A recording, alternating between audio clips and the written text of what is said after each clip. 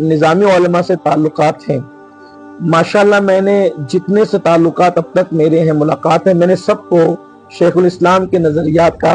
हामिल और पाबंद पाया है, और जिनको पाबंद पाया है उन्हीं से मेरे ताल्लुकात रहे हैं। और ये उलमाए दक्कन की खास बात में मुझे ये लगी है कि ये बहुत इल्मी तौर पे कद्दावर होने के बावजूद भी इनमें मैंने आजिज़ी और इनकिसारी बहुत पाई। ये एक इनफिरादी चीज़ है, और यही चीज़ मैंने उलमाए अरब में पाई। और हिंदुस्तान के और भी सूबों में जाता हूँ तो बहुत सारे ऐसे उलमा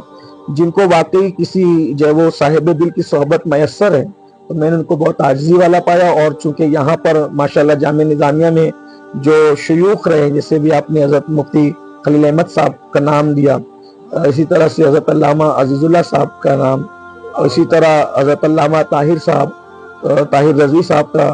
और हज़रत अल्लामा रशीद पाशा साहब का, ये सब अहलुल्लाह लोग थे, अल्लाह वाले लोग थे, और जिनको वाक़ईतन इनकी तरबियत मिली या सोहबत मिली तो ये बिल्कुल निखरते चले गए। देखिए, इल्म के साथ साथ किसी साहिब दिल की सोहबत ज़रूरी है, और जिनको वाकई अहले दिल की सोहबत मिलती है वो निखरते हैं,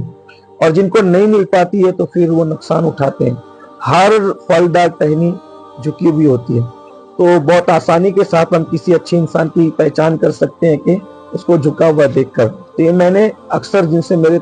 खुद माशाल्लाह सुन्नी दावत इस्लामी के जो निगरान हैं, हमारे हज़रत अल्लामा हाफिज़ व कारी अहसान फारूकी साहब किबला, जो हज़रत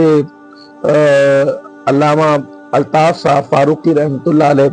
जिनको जो वो अपने ज़माने का खतीबुल इस्लाम कहा जाता था, और वाकई वो खतीबुल इस्लाम थे भी, उनके साहबजादे जो सुन्ना इस्लामी के निगरान, वो खुद भी जामिया निज़ामिया से फारिग हैं। उनके जुमला जो शहजादगान हैं वो भी जामिया निज़ामिया के फारिगीन में से हैं। इस तरह हज़रत अल्लामा अज़ीज़ुल्लाह साहब से कई प्रोग्रामात उनके साथ हैं, मुलाकातें हैं, और वो बड़े खलीग भी हैं। हज़रत अल्लामा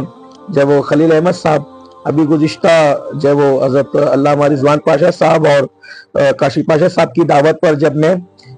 खुलफाए राशिदीन कॉन्फ्रेंस में गया, तो मैंने अल्लामा खलील साहब की जो गुफ्तगू सुनी, उनका जो खिताब, मुख्तसर सा खिताब,